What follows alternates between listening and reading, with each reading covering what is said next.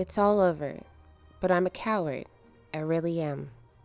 Hello everyone, welcome back. Today is September 29th and we are here again for another diary of reading War and Peace by Leo Tolstoy. So I got a new translation, guys. The read was so much better. Let me tell you, it made such a difference. So this one is the Penguin Classics Deluxe Edition. This is translated by Anthony Briggs and introduced by Orlando Figuez. So the last episode, we talked about how Nikolai was, where was he at? He was like 2 miles away from Prince Andrei and them. They were in Brana. He is a part of the Pavlogradsky Hussar Regiment. That's where we left off with the last episode. This thing really got me upset, okay? So Nikolai Rostov, his captain, Denisov, and Larushka are looking for Denisov's purse to pay the quartermaster. Nowhere to be found, Nikolai claims he knows where it's at. Now, Denisov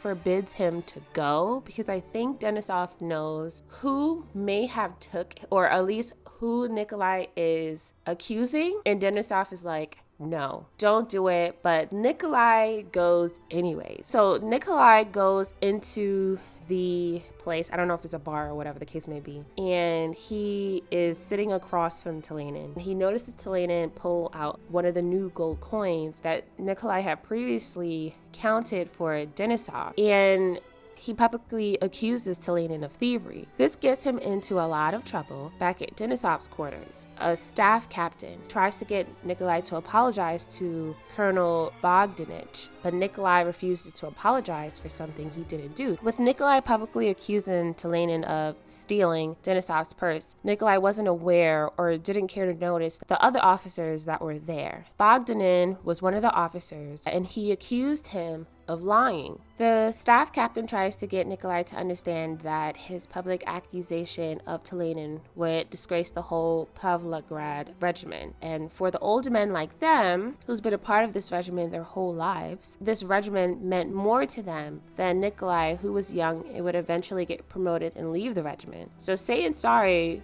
wouldn't prove cowardice, but it would keep the regiment in good standing. Now, here's the thing. So I was reading that portion of the story, and I don't know, I get what the old man is saying. He wants them to maintain like a good reputation and wanting to keep a good reputation. But at the same time, it's like you want to throw Nikolai under the bus for what your lieutenant did. Where is he actually? Why is he not being held to the fire? Like, he literally stole, which I'm really upset that Nikolai gave him the purse. Like, it's not your money to give to him. He got Denisov's purse with his coins. He was supposed to dip. He gave him the money. It's like, what are we doing?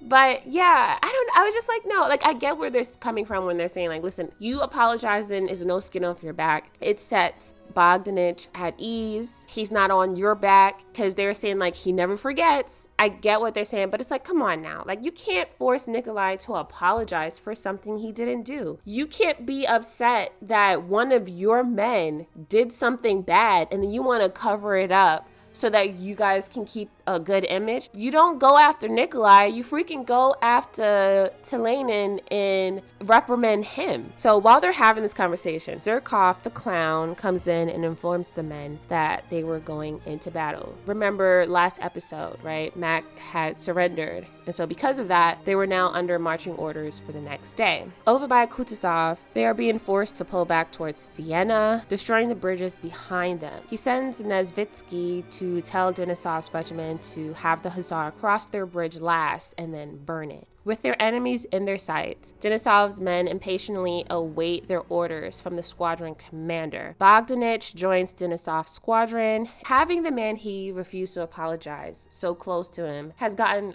Nikolai a bit paranoid. Kutuzov sends a second man, Zherkov, who delivers Kutuzov's commands to Denisov. Nesvitsky comes back as well and asks why Denisov hadn't followed the orders that was given. Denisov denies being given orders to burn the bridge down. Now, with this part is confusing because Nesvitsky does go to the bridge. Him and Denisov, they do have a conversation, but they don't talk about burning the bridge. Nesvitsky asks Denisov, why is he not drunk? Why does he smell good? But they don't talk. I don't remember them talking about burning the bridge. I had to go back actually and see for myself, like, wait, did I miss a page or something like that? But I don't see where he's giving him instructions. But either way, Denisov tells his hussars to return to the bridge and burn it down. Consumed by his thoughts of Bogdanish's presence and his intentions, Nikolai misses Denisov's instructions and ignorantly runs to the bridge, unsure of what to do. So the impact of the commotion around him forces Nikolai to look towards the shining sun for comfort and solace. The sun leaves Nikolai, bringing him back to his harsh reality of cannons blowing off, bullets flying all around him. One of the things that I realized, I felt that the sun appearing and disappearing during the scene felt pretty symbolic. The sun's presence felt objective up in the sky, but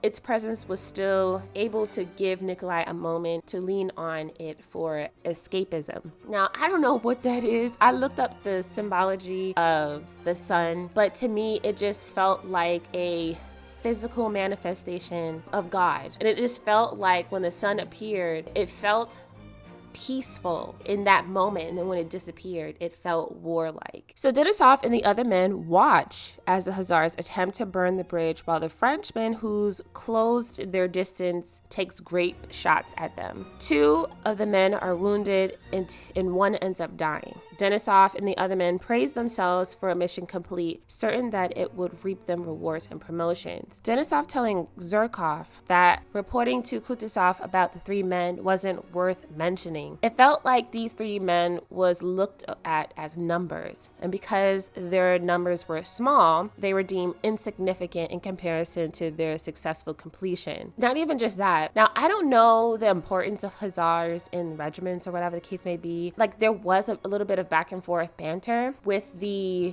soldiers and the hussars. They were calling them like pretty boys and all that stuff like that. And like, I think the hussars was like, don't get dust on my horse or on my attire or something like that. I don't know their rankings. But the fact that they sent the hussars to do like a quote unquote dummy mission, it made me feel like they look at them as like unimportant. Like, it's like the Frenchmen are just taking shots at the hussars while they are trying to burn a whole bridge down. Like, this is so crazy to me. But in this moment, it made me feel like these men who had lives, who had families, who had mothers, daughters, sons, fathers, had a life and had given their life to serve, these men were unimportant. Like, I feel like if a lot of men had died, it would have been, okay, let's report this to Kutuzov. But because it was just 3 people, it was like, it's not a big deal. That kind of sucks, right? But I feel like that's the reality of war. So after that whole ordeal, Nikolai is left ashamed of his performance and afraid. His expectation of what a war would be like has left him feeling underprepared. That's another thing I noticed when reading this. I was saying to myself, like, wait, I'm so confused. Like, were there no training or something like that? Because it just made me think, like, do these men come in here unprepared? Like, are they technically just civilians in like soldier uniforms? Like, I'm so confused. Moving on. Pursued by 100,000 Frenchmen under Napoleon, Kutuzov and his 35,000 troops are forced to retreat along the Danube. Still, they managed to defeat Mortier's division, driving the French back. An Australian general, Schmitz, was killed on the field. Prince Andrei has been dispatched to deliver this news on their victory to the Australian court, though his own horse had been wounded and he received a slight bullet wound to the arm. Andrei remains happy and victorious, but it's only short-lived after the Minister of War shows more favor to the loss of General Schmitz than their victory over Mortier. So that whole thing was just like, I can't believe it. I enjoyed myself.